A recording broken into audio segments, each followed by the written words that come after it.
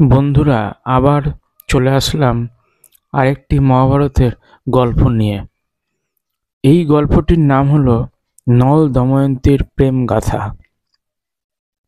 নিষাদ দেশে বীরসেন নামে এক রাজা ছিলেন। তার পুত্র নল। এই নল ছিলেন অত্যন্ত গুণবান, পরম সুন্দর ও সত্যবাদী, জিতেন্দ্রিয়। তিনি বেদজ্ঞ এবং ব্রাহ্মণ ভক্তও ছিলেন এবং সকলের প্রিয় ছিলেন। তার বহু বহু সৈন্য ছিল। তিনি নিজেও অস্ত্রবিদ্যায় নিপুণ ছিলেন।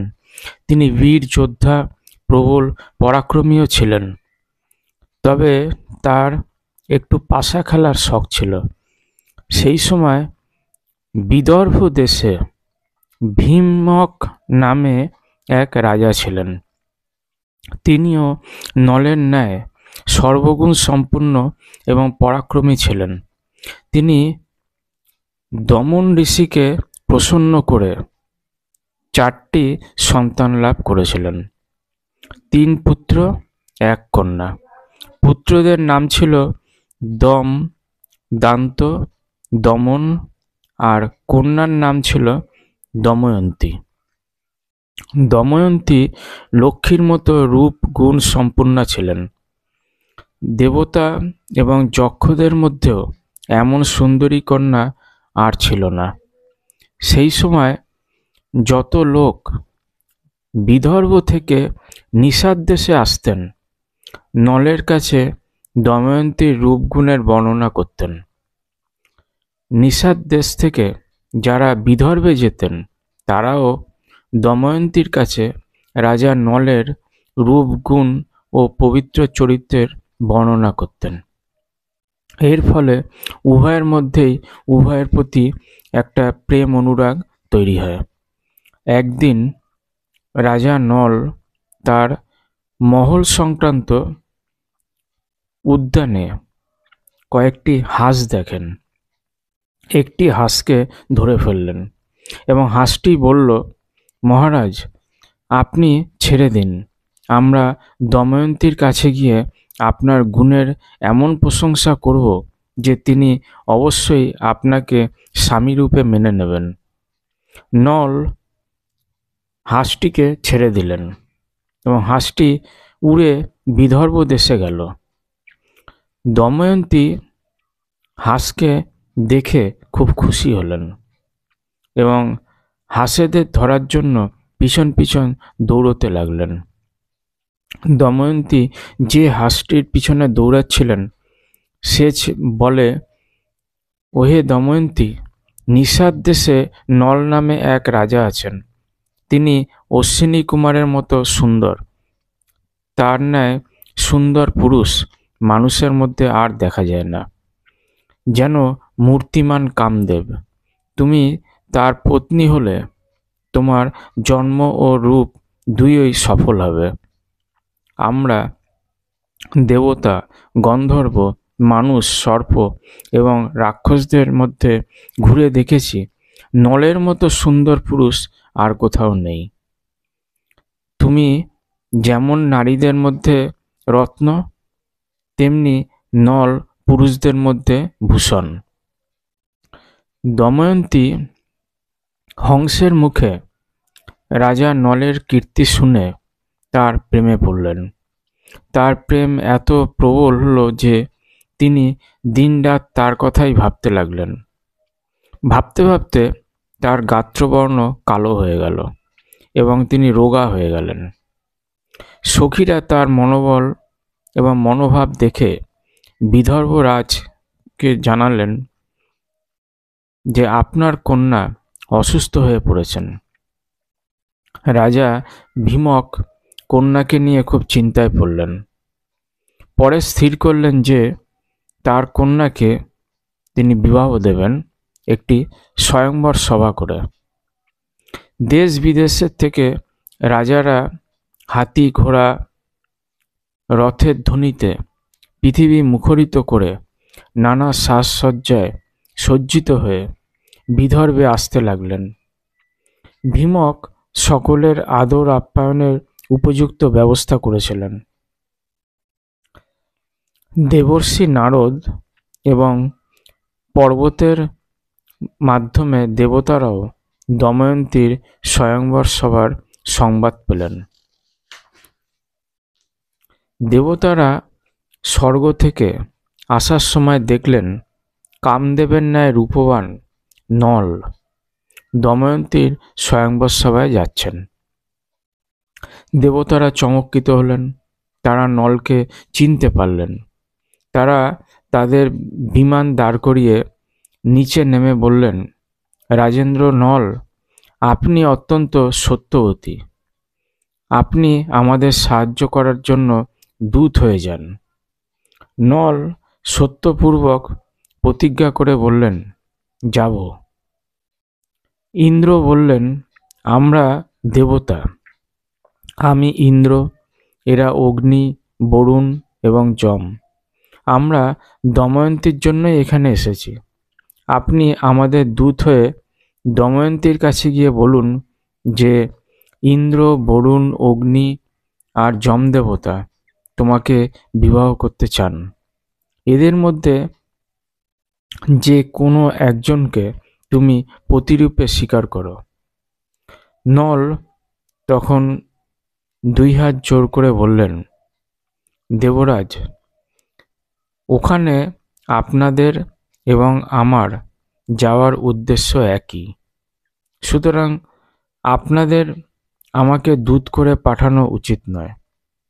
যে ব্যক্তি কোনো নারীকে নিজের পত্নীরূপে পেতে চায়, সে কিভাবে গিয়ে তাকে এইসব কথা বলবে? আপনারা আমাকে ক্ষমা করুন। তখন দেবতারা বললেন, নল, তুমি আগে সত্য করে বলেছ, তুমি আমাদের কাজ করবে। এখন প্রতিজ্ঞা ভঙ্গ করো না, অবিলম্বে ওখানে চলে যাও। তখন নল বললেন, রাজপ্রাসাদে সর্বক্ষণ পাহারায় থাকে, আমি কি করে যাব? ইন্দ্র বললেন, আমার বরে তুমি যেতে পারবে। ইন্দ্রের নির্দেশে নল বিনা বাধায় রাজপ্রাসাদে প্রবেশ করে দময়ন্তীকে দেখলেন। দময়ন্তী এবং তার সখীরাও নলকে দেখে অবাক হয়ে গেলেন। তারা এই অনুপম সুন্দর ব্যক্তিকে দেখে মুগ্ধ হয়ে গেলেন এবং লজ্জায় কিছু বলতে পারলেন না। দময়ন্তী নিজেকে সামলে নিয়ে নলকে বললেন, বীরবর, তুমি দেখতে অতি সুন্দর এবং নির্দোষ বলেই মনে হচ্ছে। তোমার পরিচয় কি বলো? তুমি এখানে কি উদ্দেশ্যে এসেছো? দ্বারপালরা কি তোমাকে দেখতে পায়নি? তাদের একটু ভুল হলে আমার পিতা তাদের অত্যন্ত কড়া শাস্তি দিয়ে থাকেন। এই কথা শুনে নল বললেন, কল্যাণী, আমি নল লোকপালদের দূত হয়ে এখানে এসেছি। সুন্দরী, ইন্দ্র, অগ্নি, বরুণ, যম এই চারজন দেবতা তোমাকে বিয়ে করতে চান। তুমি এদের মধ্যে কোনো একজনকে স্বামীরূপে বরণ করো। এই কথা জানাতে আমি তোমার কাছে এসেছি। তখন দময়ন্তী নলকে বললেন যে, হে প্রভু, আমি আমার সর্বস্ব আপনাকে সমর্পণ করেছি। আপনি আমার প্রেমে বিশ্বাস রাখুন। যেদিন থেকে আমি হাসদের মুখে আপনার কথা শুনেছি, সেই দিন থেকে আমি আপনার জন্য ব্যাকুল। আপনার জন্যই স্বয়ংবর সভার আয়োজন হয়েছে। এই দাসীর প্রার্থনা অস্বীকার করেন, তাহলে আমি বিষপান করে, আগুনে পুড়ে অথবা জলে ডুবে বা গলায় ফাঁস দিয়ে মরব। একথা শুনে রাজা নল বললেন, বড় বড় লোকপাল যখন তোমার প্রণয় প্রার্থী, তখন তুমি আমার মতো মানুষকে কেন চাইছ? আমি তো এইসব ঐশ্বর্যশালী দেবতাদের চরণের ধুলোর সমানই নই। তুমি ওদেরকেই বরণ করো। দেবতাদের অপ্রিয় হলে মানুষের মৃত্যু হয়, তুমি আমাকে রক্ষা করো, ওদের বরণ করে নাও। নলের কথা শুনে দময়ন্তী ভয় পেলেন। তার দু চোখে জল এলো। তিনি বলতে লাগলেন, আমি সব দেবতাকে প্রণাম করে আপনাকেই প্রতিরূপে বরণ করেছি। আমি সত্য শপথ করছি। এই সময় দময়ন্তীর শরীর কাঁপছিল। তিনি হাত জোড় করে দাঁড়িয়েছিলেন। রাজা ভীমক শুভ মুহূর্তে দেখে স্বয়ংবর সভা ডেকেছিলেন। রাজন্যবর্গকে আমন্ত্রণ করেছিলেন। সব রাজা ঠিক সময়ে রাজসভায় এসে নিজ নিজ স্থানে উপবেশন করলেন। সভা পূর্ণ হয়ে গেল। সকলে আসন গ্রহণ করল। সুন্দরী দময়ন্তী তার অঙ্গকান্তিতে রাজাদের বিমোহিত করে রত্নমণ্ডপ এলেন। এই স্থানে নলের মতো 5 জন রাজা একত্রিত হয়ে বসেছিলেন। মানে সেই রাজসভায় 5 জন রাজা, দেখতে সবাই নলেরই মতো। দময়ন্তী ভাবতে লাগলেন, এদের মধ্যে আসল নল কে? তিনি যাকেই ভালো করে পরীক্ষা করেন তাকেই আসল বলে মনে হয়। এই 5 জনের মধ্যে আসল নল কে তা খুঁজে বার করার কোনো উপায় তিনি খুঁজে পাচ্ছিলেন না। তখন তার খুব দুঃখ হলো। শেষে তিনি স্থির করলেন দেবতাদের শরণ নেওয়াই উচিত। তিনি হাত জোড় করে প্রণাম করে স্তুতি করতে লাগলেন দেবতাদের উদ্দেশ্যে। হে দেবতাগণ, হংসের মুখে নলের বর্ণনা শুনে আমি তাকে প্রতিরূপে বরণ করেছি। আমি কায় মনোবাক্যে আর কাউকেই প্রতিরূপে মেনে নিতে পারবো না। বিধাতা নিষাদেশ্বর নলকেই আমার প্রতিরূপে পাঠিয়েছেন এবং আমিও নলের আরাধনা করে তাকে পাওয়ার ব্রত ধারণ করেছি। আমার এই সত্য শপথের প্রভাবেই দেবগণ আমাকে আমার পতিকে ছিনিয়ে দিন। দেবতারা তখন নলের এই আর্তবিলাপ শুনে সত্যিকার ভালোবাসা ও আত্মশুদ্ধি, বুদ্ধি, ভক্তি এবং নল পরায়ণতা দেখে তাকে এমন শক্তি দিলেন যাতে তিনি দেবতা ও মানুষের পার্থক্য বুঝতে পারেন। দময়ন্তী দেখলেন যে দেবতাদের শরীরে ঘাম হয়নি, চোখের পলক পড়ছে না, শরীর নির্মল এবং স্থির, কিন্তু মাটিতে তাদের দেহ স্পর্শ করেনি। এদিকে নলের দেহে ছায়া পড়েছে, দেহে কিছু ময়লাও পড়েছে, ঘাম হচ্ছে, চোখের পলক পড়ছে এবং তিনি মাটি স্পর্শ করে বসে আছেন।